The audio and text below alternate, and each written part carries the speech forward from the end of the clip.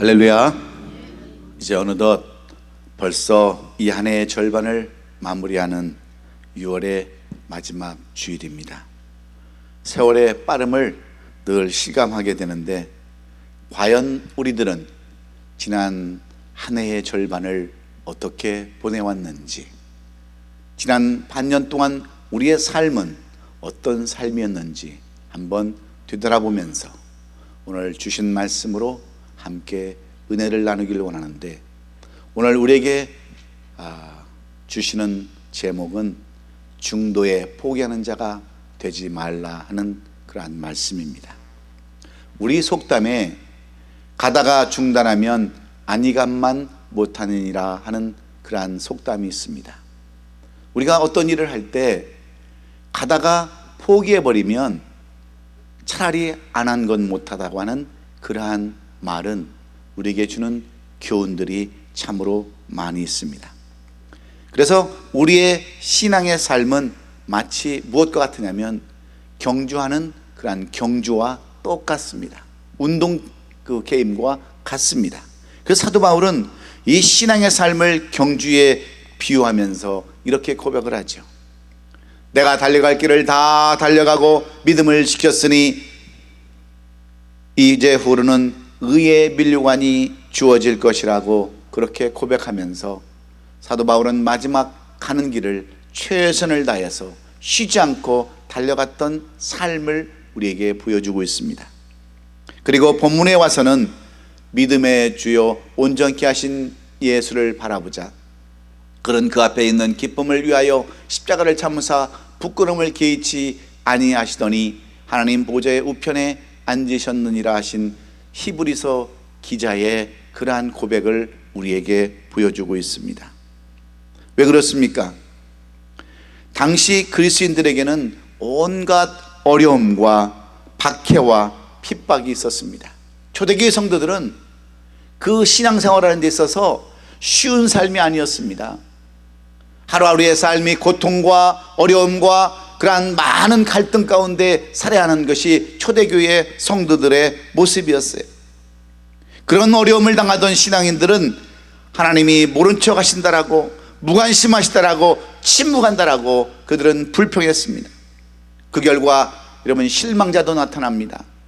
탈락자도 나타나고 배교자도 나타납니다. 그래서 히브리 기자는 오늘 이 본서를 써서 그들로 하여금 정말 중도에 포기하는 자가 되지 말라고 당부하는 말씀이 오늘 우리에게 주시는 말씀입니다. 그래서 본문에 믿음의 주요 온전케 하신 예수를 바라보자 말씀하는 겁니다. 그는 앞에 있는 기쁨을 위하여 십자가를 끝까지 참으사 마침내 하나님의 보좌 우편에 앉으셨느니라, 이렇게 말씀합니다. 여기서 우리는 몇 가지 생각해 봐야 할 것이 있습니다. 신앙뿐만 아니라 인생의 경주에도 여러분, 모든 것들이 다 이 경주와 비슷하다고 하는 것을 사실을 우리는 잊지 말아야 합니다. 그래서 어떤 사람들은 우리의 인생을 축구 경기에 비유하는 사람들이 있습니다. 25세까지는 연습 기간이고 50세까지는 전반전이고 75세까지는 후반전이고 100세까지는 연장전이라고 이렇게 이야기합니다. 여러분, 왜 그렇습니까? 결승골은 여러분 반드시 전반전에만 있는 것이 아닙니다. 후반전에만 있는 것이 아닙니다. 때로는 연장전에서도 나올 수 있기 때문에 그렇습니다. 한마디로 포기하지 말라는 거예요. 중도에 여러분 그만두지 말라는 겁니다. 우리는 이번에 U20 그 축구, FIFA 그 축구를 보면서 여러분 얼마나 이 연장전까지 가서 이기는 그들을 우리는 보았습니까? 끝까지 포기하지 않냐고, 중도에 포기하지 않냐면 반드시 아름다운 결실이 있다고 하는 것을 우리는 축구 게임을 통해서도 보지 않았습니까? 그래서 인생을 축구의 경기로 비유하는 사람들이 많은데, 신앙의 경기는 달리는 마라톤과 비유하는 사람들도 있습니다. 마라톤 하다 보면 도중에 주저앉고 싶을 때가 얼마나 많이 있습니까? 42.195km를 가다 보면 얼마나 여러분 유혹이 많이 옵니까? 가다가 좀 쉴까? 포기할까? 창자가 끊어지는 그러한 아픔과 고통과 어려움 속에서도 끝까지 경주하는 그러한 사람들이 여러분 완주자 아닙니까? 그래서 완주를 하게 되면 완주했다고 하는 그러한 표시를 이렇게 주기도 하고 어떤 증표를 주기도 하는데, 여러분 완주하는 사람과 중도에 탈락하는 사람들의 차이는 어디에 있습니까? 거기에는 인내의 차이가 있습니다. 탈진과 그 다음에 포기하고 싶은 그러한 마음을 억누르고 끝까지 갈 수 있는 것은 인내밖에 없어요. 그리고 주위에 있는 사람들의 격려가 필요합니다. 그래서 옆에서 이렇게 복돋아주고 힘내주고 조금만 더 뛰자고 하는 그 격려가 있을 때 마지막까지 완주의 삶을 살게 되는데, 우리도 마찬가지 아닙니까? 이제 2019년도 전반기를 다 마치고 후반기를 지금 가는데, 전반기도 중요하지만 우리 후반기에 있어서는 너무나도 중요합니다. 왜냐하면 가다가 중단하면 모든 것이 다 헛것이기 때문에 그렇습니다. 이번 얼마 전에 바르셀로나 그 올림픽 직후에 금메달을 땄던 선수들에게 신문 기자가 찾아가서 물어봤습니다. 어떻게 여러분 끝까지 이렇게 승리할 수 있었습니까? 물어봤을 때 선수들의 한결같은 그러한 대답은 뭐냐면 메달 때문에 그렇다라고 얘기했습니다. 상 때문에 그렇다는 거죠. 또 하나는 자존심 때문이라는 겁니다. 지금까지 밀어주고 지금까지 기도해주고 격려해줬던 부모님, 그 다음에 이웃, 그 다음에 코치, 감독들, 그런 사람들을 향한 그 자존심 때문에, 격려 때문에 나는 끝까지 이를 악물고 여기까지 왔습니다라고 대답을 했다고 하는 거예요. 이것은 신앙의 경주에도 마찬가지입니다. 신앙생활 하다 보면 온갖 장애물이 찾아오고 유혹이 오고 지치게 하는 요소들이 찾아옵니다. 때로는 피곤해서 탈진하기도 하고 탈락도 하고 배교도 하게 됩니다. 그래서 신앙의 경주는 마치 마라톤과 같다라고 이야기하는 거죠. 우리가 1절을 보면 이렇게 기록되어져 있습니다. 우리에게 구름같이 둘러싼 허다한 증인들이 있다라고 말씀하고 있는데, 그 증인들이 어디에 나옵니까? 히브리서 11장 4절로 8절과 32절에 계속해서 증거하고 있어요. 믿음으로 아벨을 이야기합니다. 믿음으로 에녹을 이야기합니다. 믿음으로 노아를 얘기하고 아브라함을 얘기하고, 그 뒤에 한참 내려가서는 기드온과 바락과 삼손과 입다와 다윗과 사무엘과 그 밖에 수많은 선지자들을 이야기하고 있는데, 여러분 왜 그 많은 그 사람들을 여기에다가 기록해 놓고 그 선진들의 믿음을 한번 보라고 말씀하는 것입니까? 이들은 다 믿음의 선조들입니다. 이분들은 신앙의 경주를 잘하고 하나님 앞에 가 있는 믿음의 선진들입니다. 그런데 이들만이 고난을 당한 것이 아니라는 거죠. 우리만이 당하는 고난이 아니라 이들도 그렇게 어려움을 당하고 고난 가운데서도 믿음의 승리를 해서 결국 믿음의 승리자들로 이곳에 기록되었다라고 말씀하십니다. 그러니 너희도 끝까지 뛰어서 승리하라고 하는 말씀과 여러분 무엇이 다를 바가 있겠습니까? 그렇습니다. 나만 믿음의 길에서 고생당하고 핍박받는 것이라고 생각하는 것이 아니라는 거죠. 심지어는 예수님까지도 그런 고난의 길을 가셨음을 말씀해 주고 있지 않습니까? 많은 믿음의 선지들도 다 고난을 당했습니다. 그리고 고난당할 때 주님은 우리를 보고 계셨어요. 스데반이 고난당할 때 주님은 일어나셔서 그것을 보시고 계셨다라고 여러분 말씀하는 이유가 다 여기에 있는 겁니다. 그러므로 우리는 끝까지 마지막까지 중도까지 포기하지 말고 끝까지 일어나 전진해야 될 줄로 믿습니다. 그런데 우리가 잘 보면요, 객관적으로 그 일을 이룰 수 있는 사람들, 일을 이루는 사람들, 소위 말하는 성공한 사람들의 특징을 보면 그들은 끝까지 간 사람들입니다. 인내한 사람들이에요. 그리고 실패한 사람들은 다 중도에 포기한 사람들입니다. 여러분들은 어떻습니까? 우리의 가정도 얼마나 힘들 때가 많이 있어요. 비즈니스 힘들 때 많습니다. 직장 다니는 거 여러분 쉽지 않아요. 그런데 얼마나 여러분 때려치고 싶고 포기하고 싶을 때가 여러분 많습니까? 내가 꼭 이렇게 삶을 살아야 되나? 내가 꼭 이런 직장 다녀야 되나? 내가 꼭 이런 사업 해야 되나? 내가 이런 교회를 다녀야 되나? 하는 중도에 포기하고 싶은 그러한 마음들이 날마다 우리 가운데 그렇게 유혹처럼 다가오는데, 승리하는 사람과 실패한 사람들의 차이는 참는 것과 참지 못한 사람들의 차이임을 우리는 먼저 깨달아야 합니다.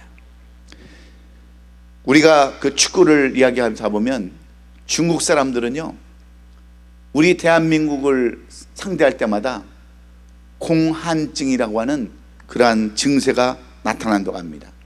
공한증이 아니라 공한증. 한국 팀만 만나면 안 된다고 하는 그 두려움. 왜냐하면 항상 하면 맨날 지기 때문에 한국 팀만 만나면 이 공한증이 걸린다고 하는 것은 무엇 때문입니까? 정신적인 한계 때문에 그런 겁니다. 그래서 중도의 포기는 정신적인 바이러스가 작용한다라고 그렇게 얘기할 수가 있어요. 여러분, 쉽게 포기하는 사람들이 있습니다. 뭐 조그마한 일을 하다가 시작은 잘하는데 끝을 못 맺는 사람들이 여러분 얼마나 많이 있는 줄 아십니까? 여러분, 나는 어떤 사람인가 한번 생각해 봐야 돼요. 어떤 일을 시작해 놓고 과연 그것을 끝까지 밀고 나갈 수 있는 사람인가 아닌가 우리는 살펴봐야 되는데, 갈라디아서 6장 9절에 보니까 성경은 이렇게 기록해 놨습니다.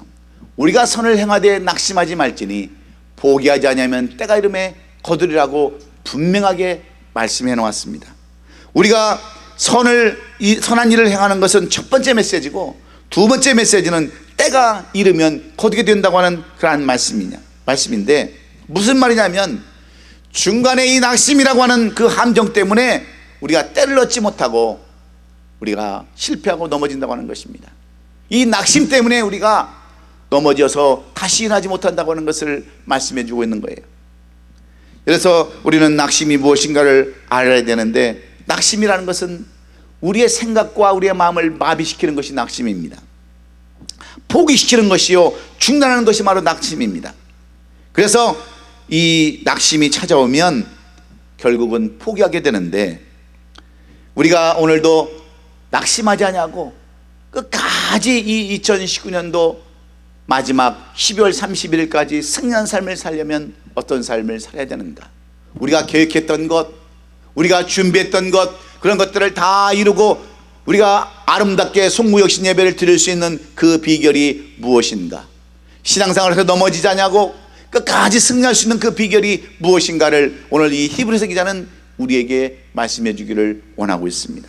그래서 여러분, 오늘도 히브리서 기자는 우리의 인생의 삶을, 신앙을 이 경주와 마라톤에 많이 비유하고 있는데, 그러면 우리가 어떻게 해야 이 남은 기간을 승리하며 다 완주자로, 다 승리자로 살 수 있는가? 첫 번째 비결을 이렇게 말씀하고 있습니다. 벗으라는 거예요.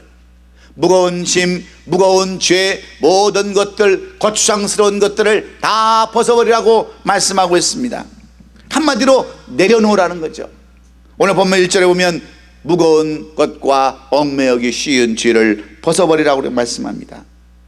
여러분, 우리가 이 무거운 것, 얽매이기 쉬운 죄를 무엇이라고 말씀할 수 있습니까? 그것은 자만입니다. 교만입니다. 그저 해보지도 안 하고 자만을 떠는, 교만을 떠는 사람들이 있어요. 그까짓 건 못하냐고 미리 말을 뱉어버리는 그런 사람들, 이 자만을 버려버리라는 거죠. 그리고 지나친 애착과 집착을 버려버리라는 겁니다. 이런 것이 무거운 것들이에요. 그러나 우리는 이런 삶을 살아가지 못합니다. 더 많은 것들을 짊어지고 가죠. 여러분, 운동하는 사람이 많은 옷을 껴입고 여러분 살아갈 수 있겠습니까? 더 벗어버리고 더 내려놔야 되는데 더 많은 것들을 짊어지고 걱정, 의심 짊어지고 여러분 시작하는 무슨 여러분 높은 산을 올라갈 수 있겠습니까? 어떻게 그 고지를 점령할 수 있겠어요?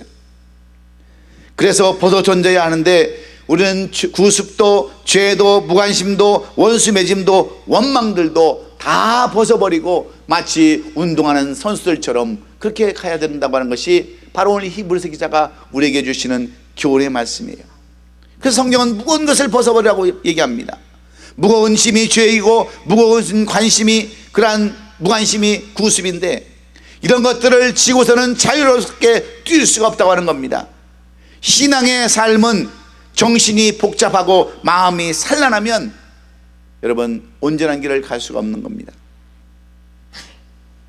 마음이 가볍고 생각이 깨끗하고 몸이 가벼운데도 여러분 완주하지 못하는데, 그 수많은 걱정과 근심을 가지고 어떻게 여러분 그 험한 길을 갈 수가 있겠습니까? 그래서 우리에게 필요한 것은 연습인 거예요. 연단이 필요한 겁니다. 아무나 다 여러분 다 경주에 완주하는 것이 아니에요. 그만한 그런 연습도 우리에게 필요한 것입니다. 그러므로 우리는 끝까지 달릴 때 열매를 맺을 수 있음을 기억하시고, 무거운 것들 다 벗어버리는 저와 여러분 될 수 있기를 주의 이름으로 축원합니다. 여러분들에게 무거운 것은 무엇입니까? 잘못된 생각입니다. 그릇된 그런 마음이에요. 그릇된 생각들로 우리가 가득 차 있으면 2019년도 하반기는 또다시 좌절과 고통과 어려움이 따를 수밖에 없습니다. 그러므로 이제 우리는 오늘 모든 것들을 다 훌훌 털어버리고 다시 새로운 마음으로 이 후반전을 뛴다고 하는 그러한 마음으로 새롭게 시작하는 저와 여러분이 될 때에 우리는 반드시 승리한 삶을 살게 될 줄로 믿습니다. 앙리 마티스라는 화가는 유명한 화가입니다. 많은 사람들에게 아름다운 작품을 남긴 이 화가는, 그는 이렇게 이야기를 했어요. 화가는 혀를 잘라버려야 한다라고 이야기합니다. 왜 그런지 아십니까? 주변에 있는 많은 사람들이 그림은 이런 것이다, 이렇게 그려야 한다, 예술은 바로 이런 것이다 라고 말하지만, 그림은 입으로 그리는 것이 아니라 마음과 생각과 손으로 그리는 것이기 때문에 혀는 필요 없다고 하는 거죠. 말로 무슨 그림을 그립니까? 입으로 그리는 것이 아니라 손으로 그리는 것이기 때문에 마음과 생각을 다듬어서 혀를 잘라버리는 그러한 삶으로 살아야 비로소 성공할 수 있다고 그렇게 이야기하면서 그는 실제로 그런 삶을 살았습니다. 앙리 마티스는 그래서 그 미술가로서의 큰 힘을 나타낼 수 있었기에 여러분도 오늘 우리 자신을 한번 생각해 봐야 됩니다. 말로만 하는 것이 아니라 행동으로. 기도가 중단되었다고 한다면, 우리가 섬김이 중단되었다고 한다면, 전도가 중단이 되었다고 한다면, 말로만 하는 것이 아니라 행동으로 옮겨지는 저와 여러분이 될 수 있기를 주의 이름으로 축원합니다. 여러분, 무엇이 다시 끊겨졌습니까? 무엇이 중단되었습니까? 믿음이 중단되었습니까? 기도가 중단되었습니까? 아니면 섬김이 끊겨졌습니까? 이런 것들을 다시 한번 회복해서 다시 나갈 때에 여러분 2019년도 후반기는 바로 우리에게 시온의 대로처럼 유리바다를 건너는 것처럼 평탄한 그러한 길이 되게 될 줄로 믿습니다. 그 두 번째로, 우리가 경주에서 승리하려면 2019년도 하반기를 우리가 무난히 잘 나가려면 어떻게 해야 된다라고 말씀합니까? 주를 바라보라는 겁니다. 예수 그리스도를 의지하라는 거죠. 이 말씀은 목표가 분명해야 나오는 말씀과 똑같습니다. 오늘 본문 2절에 보면 믿음의 주요 또 온전하신 이인 예수를 바라보자 그랬습니다. 예수는 믿음의 목표이고 목적이고 중심이기 때문인 줄로 믿습니다. 신앙의 삶에서 이 점이 분명해야 합니다. 이 점이 분명하지 않으면 도중에서 탈락할 수밖에 없습니다. 여러분, 신앙의 길에서 목표가 분명하지 못해서 도중에 탈락하고 넘어진 사람들이 얼마나 많이 있습니까? 그러므로 교회 안에서 발견해야 할 것은 사람이 아니고 사람의 모습이 어떤 것이냐가 아니고, 그 교회 안에 찾을 것은 바로 예수 그리스도인 줄로 믿습니다. 그러니까 성경은 온전케 하신 이인 예수를 바라보자라고 말씀하는 겁니다. 예수를 바라봐야, 예수님을 바라봐야 우리의 목표가 생기고 그 길을 온전히 갈 수 있는 겁니다. 여러분, 우리가 신앙생활하는 이유가 무엇이 있습니까? 우리가 여러분 정말 교회 다니면서 그 직분을 받은 이유가 어디에 있겠습니까? 오직 예수님처럼 살고 예수님께 주신 말씀을 우리가 행하기 위해서 여러분 신앙생활하는 거 아니겠어요? 그래서 예수님을 바라봐야 되는데 다른 것 바라보고 사니까 얼마나 우리가 고통스러운 삶 가운데, 잘못된 삶 가운데 살아갑니까? 어제도 우리 집에 손님이 한 분 오셨는데 저한테 이렇게 얘기하는 거예요. 목사님, 저는 한국교회 안 나가기로 아주 집안 대대로 결정을 했습니다 하면서 미국 교회를 나간다는 거예요. 애들 데리고. 여러분, 교회 가면 좋은 사람들만 있습니까? 자기하고 안 맞는 사람도 다 있는 거예요. 그렇지 않습니까? 교회가 무슨 놀이터예요? 교회가 무슨 자기의 무슨 터전입니까? 예수를 바라보지 아니하고 다른 것들을 바라보니까 결국은 시험 들어서 한국 교회는 안 간다고 하는 그러한 잘못된 삶을 살아가는 사람들이 여러분 얼마나 많이 있어요. 믿음의 주요 온전케 하신 예수를 바라보는 목적을 갖고 살아가는 저와 여러분 되시기를 주의 이름으로 축원합니다. 오스왈드 챔버스라고 하는 20세기 초반 작가가 있습니다. 주님은 나의 최고봉이라고 하는 그 책을 쓴 유명한 그런 작가인데, 이분은 어려울 때마다 힘들 때마다 그는 다른 것을 바라보지 않았습니다. 오직 예수 한 분, 그분이 나를 위해서 어떻게 십자가를 참으시고 정말 하나님의 우편에 앉으셨는가를 그는 생각하면서 주님은 나의 최고봉이라는 그러한 책을 써서 많은 사람에게 감동을 주고 있습니다. 여러분, 오히려 우리는 이런 삶을 살아가야 되는 거죠. 아무리 힘들고 어렵고 우리 삶 가운데 고난이 닥쳐온다 할지라도 우리 주님만 바라보면 주님께서 우리에게 주시는 놀라운 영적인 비밀이 있음을 여러분 깨달으시고, 2019년도 하반기 우리가 가보지 못했지만 오늘도 예수 그리스도만 바라보고 여러분 힘차게 발길을 뛰는 저와 여러분 될 수 있기를 예수님의 이름으로 축원합니다. 그리고 마지막으로 우리에게 누구를 만나든 긍정적인 격려가 필요하다고 하는 겁니다. 예수님을 바라보면서 우리의 믿음의 동역자들과 함께 전진해 나가야 합니다. 그리고 끈기 있게 넘어지는 모습들을 보면서 저러면 안 되겠구나 하는 교훈도 우리가 삼아야 합니다.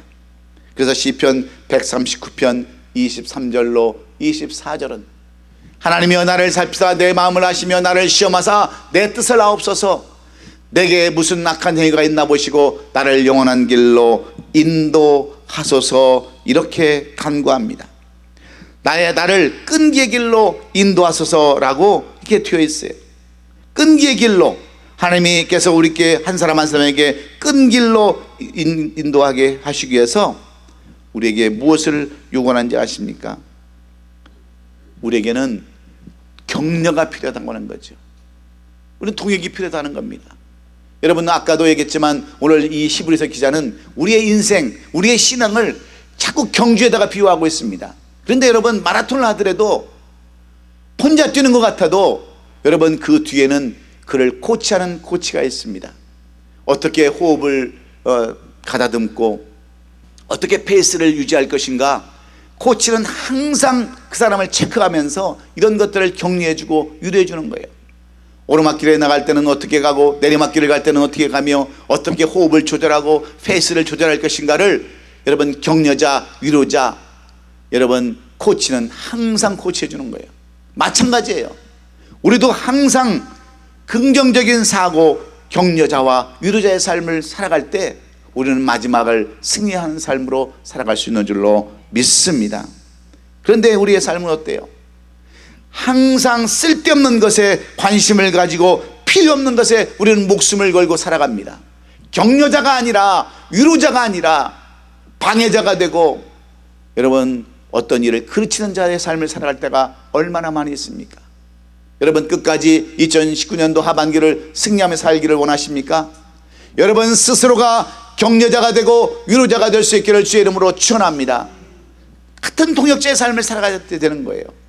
그런데 우리는 그런 삶을 살아가지 못합니다. 쓸데없는 것에 목숨 걸고 살아갈 때가 얼마나 많이 있습니까? 제가 노록에서 사역을 할 때 우리 몇 사람 집사님들과 함께 저 마리나 델레이에 있는 치즈 팩토리에 식사를 갔어요. 그때 우리 이장로님도 계셨는지 모르겠는데 아마 이혜정 권사님도 아마 있었을 것 같아요. 그리고 교회 버스를 타고 가는데 조아무개 집사님이라는 분이 갑자기 버스 안에서 저한테 이런 질문을 하는 거예요.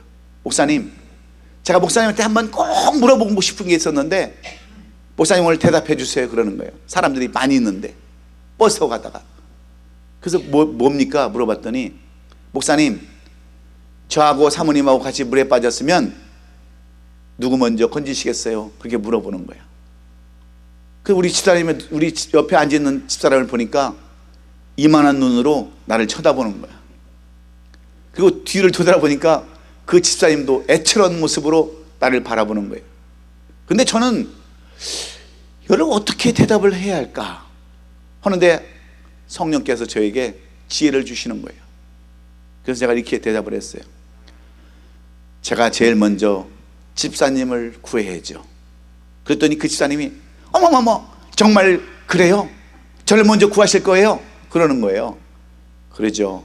그랬더니 우리 집사람이 눈이 동그래져 가지고 저를 쳐다보기에 제가 또 이렇게 대답을 했어요. 제가 먼저 집사님을 구해 가지고 집사님 똥구멍에다 바람을 넣어서 튜브로 사용해 가지고 우리 집사람을 구하려고 그러는 거예요. 그랬더니 버스 안에서 뒤집어졌어요. 근데 그 일로 인해서 그 집사님은 시험 들어가지고 교회를 그만두었어요. 제가 그때 왜 그런 얘기를 했는지 제가 이해가 잘 안 되지만 차후지간 그렇게 했습니다. 그런데 여러분, 지금 그걸 물어볼 그 객입니까? 그걸 꼭 물어봐야, 그런 데서 꼭 물어봐야 되겠어요?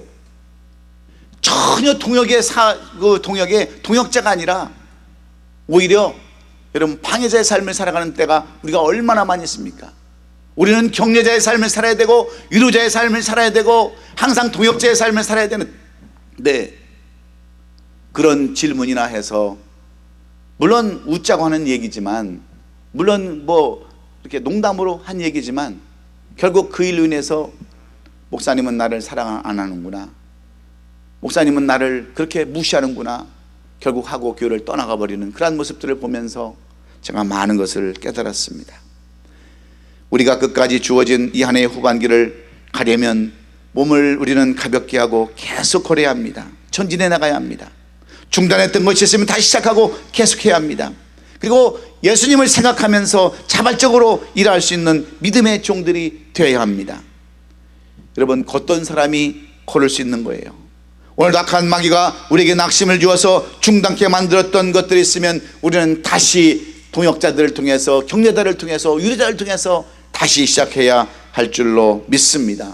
사랑도 섬김도 기도도 다시 시작해야 되고, 또 하나님께서 우리에게 주신 비전과 사명을 계속해서 이루어 나가는데, 그렇게 하려면 우리에게 필요한 것들이 무엇인 줄 아십니까? 우리에게 필요한 것들이 세 가지가 있습니다. 우리가 2019년도를 또 마지막까지 승리하려면 첫 번째는 우리가 말씀의 장비를 가져야 되는 거예요. 하나님의 말씀.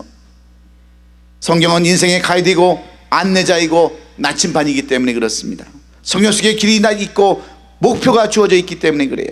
군인들에게 나침반이 필요하듯 비행기에서, 배에서, 광야에서, 사막에서 나침반이 필요하듯이 우리 신앙의 길에서도 말씀의 나침반이 있으면 반드시 그것이 우리로 하여금 가르치는 길이고 지시하는 길이기 때문에 이 말씀을 잃어버리지 아니하고 이 말씀 붙들고 이제 후반기를 시작하는 저와 여러분 될 수 있기를 예수님의 이름으로 축원합니다.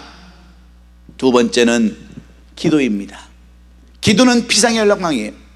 배에는 비상구와 구명보트가 있듯이 비행기에는 낙하용품과 산소마크가 있듯이 건물마다 화재를 대비해서 소화전이 비치하듯이 우리의 삶에도 위기를 관리하는 그러한 기구들이 있어야 되는데 그것이 바로 기도입니다.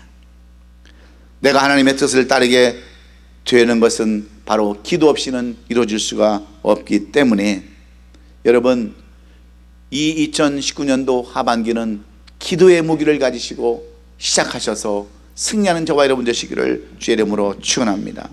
미국에서 어느 한 청년이 아주 철저한 어머니의 신앙생활에 혐오감을 느낍니다. 반감을 느낍니다. 그래서 그는 집을 나갑니다. 아들이 집을 나가겠다고 하자 어머니가 그 아들을 붙잡고 이렇게 얘기합니다. 사랑하는 아들아, 내가 너를 위하여 기도할 것이다. 무슨 일을 하다가 암담한 순간이 직면하거든 너는 무엇보다도 하나님께 기도하거라. 그러면 길이 열 것이다. 이렇게 신신당부했습니다. 그래서 이 아들이 집을 나가서 호랑방탕한 생활을 하고 잘못된 길을 걷다가 일이 잘못되어서 스스로 목숨을 끊어야 할 그러한 입장에 놓여서 어느 호텔에 들어가 보니까 호텔에 성경책이 놓여져 있습니다. 어머니가 생각나서 그 성경책을 들춰보니까 이 기도에 대한 말씀이 적혀서 그는 그 말씀을 붙들고 한참 생각을 하다가 마음을 바꿉니다. 그리고 포기하고 싶었던 인생을 다시 한번 그는 다 정리하고 집에 돌아와서 그는 어머니 앞에 사죄하면서 새로운 인생길을 살았는데, 그분이 바로 알레이 토레이 목사님이라는 분이에요. 미국을 영적 부흥으로 이끌었던 그러한 목사님은 이 기도 때문에, 어머니의 기도 때문에 그의 인생을 바꾸고 새로운 삶을 살게 되었다고 하는 그러한 간증을 통해서 우리는 무엇을 가지고 이 한 해를 또 마지막 한 해를 장식해야 되겠습니까? 말씀과 기도 없이는 절대로 우리의 삶을 이어나갈 수 없음을 여러분 기억하시고, 마지막으로 세 번째 필요한 것이 성령 충만입니다. 신앙일에서 이 성령의 인도를 받고 지원을 받는 일은 절대적입니다. 어린아이는 부모가 곁에 있어주는 것이 절대적이듯이, 미성년자에게는 보호자가 곁에 있어주는 것이 절대적이듯이, 신앙에 있어서 성령은 반드시 우리에게 있어야 할 것입니다. 그래야 도우사, 우리를 도우시는 성령이 우리와 함께 하시기에, 여러분 성령의 도움 없이는 절대로 여러분 혼자 갈 수 없습니다. 2019년도 하반전을 우리가 성령의 도우심으로 사는 저와 여러분 될 수 있기를 예수님의 이름으로 축원합니다. 그래서 우리가 늘 삶 가운데서 이제 모든 것을 다 무거운 짐 벗어버리고 예수를 바라보면서 서로 동력자, 격려자, 위로자가 되는 삶을 살아야 되겠는데, 그러기 위해서는 우리가 성경 말씀으로, 기도로, 성령 충만으로 살아야 한다고 하는 것이 오늘 히브리서 기자가 우리에게 주시는 교훈의 말씀입니다. 이제 2019년도는 하반기는 우리에게 주어졌습니다. 마치 주사위가 던져졌는데, 여러분 이 남은 하반기를 어떻게 보내기를 원하세요? 그저 그냥 인간의 힘으로, 인간의 생각으로, 우리의 뜻대로 마음대로 살기를 원하십니까? 오늘 우리는 주신 말씀을 가지고 기도하면서 성령 충만 받고 모든 무거운 짐 다 내려놓고 오직 예수 그리스도를 바라보며 동역자로, 위로자로 삶을 살아갈 때 우리에게 남은 기간은 반드시 승리가 보장된 그러한 이 남은 이 반년이 될 줄로 믿습니다. 사랑하는 성도 여러분, 오늘 우리는 이 말씀을 통해서 무엇을 결단해야 합니까? 모든 무거운 것, 지난 과거의 아픈 것들, 괴로웠던 것들 다 내려놓으시고 오직 예수만 바라보며 오늘도 동역자로 삶, 위로자의 삶, 격려자의 삶을 사시기를 여러분이 작정하신다면, 그리고 성경을 나침반으로 삼고 기도로 무기 삼고 성령 충만함으로 여러분이 무장할 때 우리에게는 반드시 2019년도가 승리의 한 해요, 우리의 모든 것들을 다 이루는 그런 한 해가 될 줄로 믿고, 오늘 이 히브리서 기자가 우리에게 주시는 교훈의 말씀을 여러분의 삶 가운데 적용해서 모두 다 승리하는 우리의 옷이 아름다운 교회 성도들이 다 될 수 있기를 예수님의 이름으로 축원합니다. 기도하겠습니다. 고마우신 우리 아버지 하나님, 감사합니다. 이제 우리에게 주어진